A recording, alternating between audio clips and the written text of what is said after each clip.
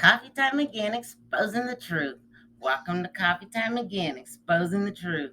Dale at the microphone, the show that demonstrates how history repeats itself. He digs into the past, shows what happens, and how it is happening now. Follow the path of history to where it goes, then relate it to today to reveal the connections. The culture that forgets its history has no future. A history buff and loves to talk about it, going back as far as ancient Greeks and Egyptians and beyond. So grab your coffee, your chair, and listen to the show. Hope you enjoy. Well, I'm Dale, and welcome to the show today, and it's on climate change. And I think it's important. I must disclose I've had a 180-degree turnaround. I was a climate change denier for decades. Then last September, there was a 4-week presentation at my church, which when I watched, I changed my mind. The presenter was Bill McKibben. I was able to see where I had been wrong, so we'll change this to support climate change, DH. I'm going to start this with a quote from the Holy Bible, Genesis chapter 1, verse 1. In the beginning, God created the heavens and the earth. We know the story of creation. God also created humans, which is where all the trouble started. It's with us. God gave humans dominion over the earth, all the animals, the fish, the birds, and the grains to have and take care of. We have done an extremely poor job of it. I believe we can all understand what I'm talking about. Climate change is simple enough for adults and youth to get, as is man-made and natural normal climate change. The real issue is which is which, man-made or normal changes. I believe it is a combination of both of them.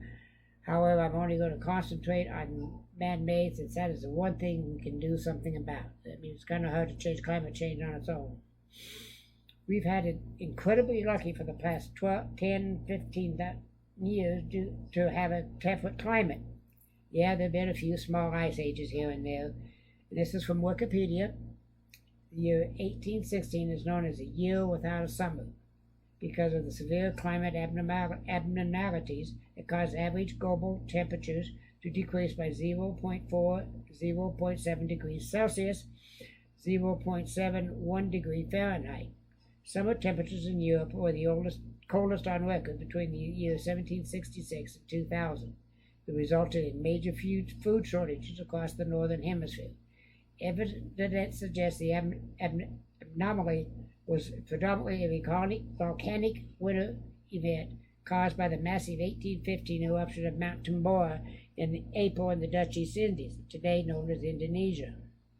This eruption was the largest in at least 1,300 years, after the hypothesized eruption causing the volcanic winter of 536, and was perhaps evacuated by the 1814 eruption of Mayon in the Philippines. The year without a summer was an agricultural disaster. Historian John D. Post has called this the last great subsistence crisis in the Western world. The climatic aberrations of 1816 that had the greatest effect on most of New England, Atlantic Canada, and parts of Western Europe. There were others as well, as I've mentioned the one in 536 because of volcanic event as well. However, as we can see, we've been very lucky since the last true ice age ended, a few centuries ago. As a side issue, and this is just ridiculous, it was around this time that the Neanderthal race of humans also disappeared. However, there is no connection that I know of linking the two together, as the rise of modern humans is the leading theory behind the disappearance. And they ain't disappeared, they're still here. Check out DNA. I remember back in the 1970s, or around that time somewhere, that all the tabloids were screaming, global cooling, new ice age coming. And unless we started to make changes, we'd all die of the cold. That's when I became a climate change denier. It never happened. It didn't get cold. I remember this is when scientists started calling wolf again. This time it was global warming back around 1980. Or maybe before the 1980s.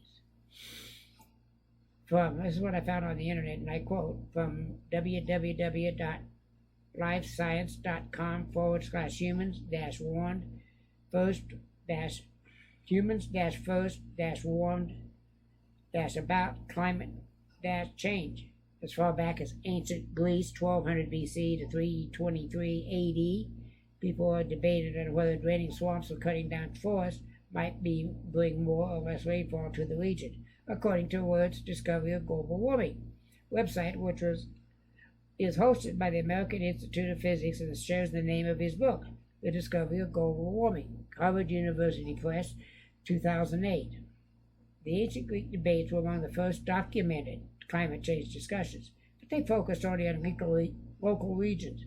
It wasn't until a few millennia later, in 1896, that Swedish scientist Svante Arrhenius, 1859-1927, became the first person to imagine what humanity could change the climate on a global scale, according to Ward, when Arrhenius published the calculations in the London, Edinburgh, and Dublin Philosophical Magazine and Journal of Science, showing that adding carbon dioxide to the atmosphere could warm the planet. Well, that is very telling about climate change, or as we used to say, global warming. The terms global warming and climate change become more common. Though the two terms are sometimes used interchangeably, scientifically, global warming refers only to the increased surface warming. Climate change describes the totality of changes to the climate system. Two different things there. So I think we need to start being real careful on how we use these two terms and not have them interchangeable. Global warming means just the local right at sea level, and climate change refers to the totality of the change. So what roles have humans played in climate change? Let's start at the beginning. Humans burn fossil fuels. However, it was such a limited amount, it was mostly dead trees and other woods, and a little coal thrown in here when they could find it on the surface for eons. Then they started mining coal. It had little to no impact.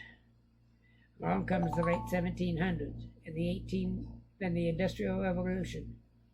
From Wikipedia, https://en.wikipedia.org/wiki/industrial_revolution.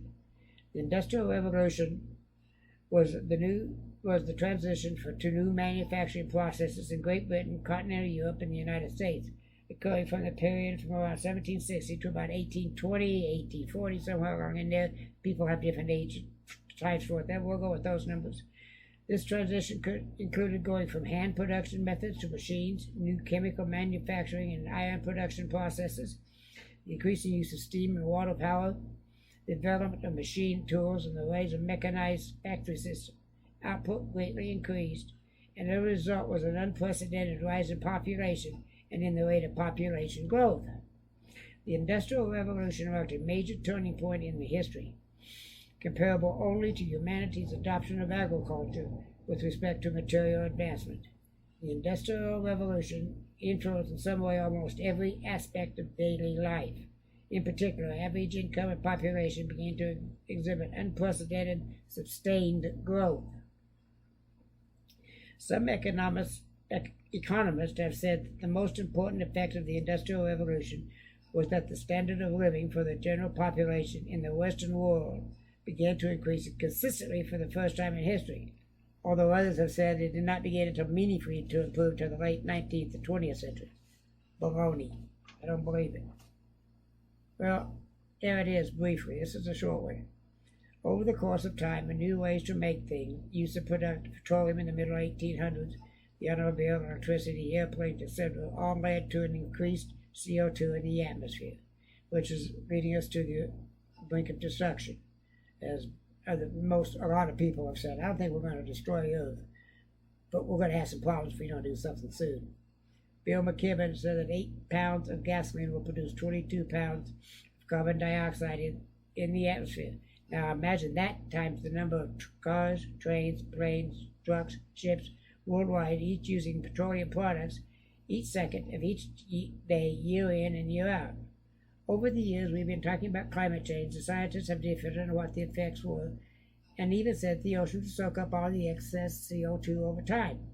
The truth is, the oceans are full and are not soaking up any now, and have not since at least the 1950s. One thing I have not seen any talk about is the number of planes, trips, and other junk that was dumped into the oceans and destroyed from all the wars of the 19th and 20th centuries.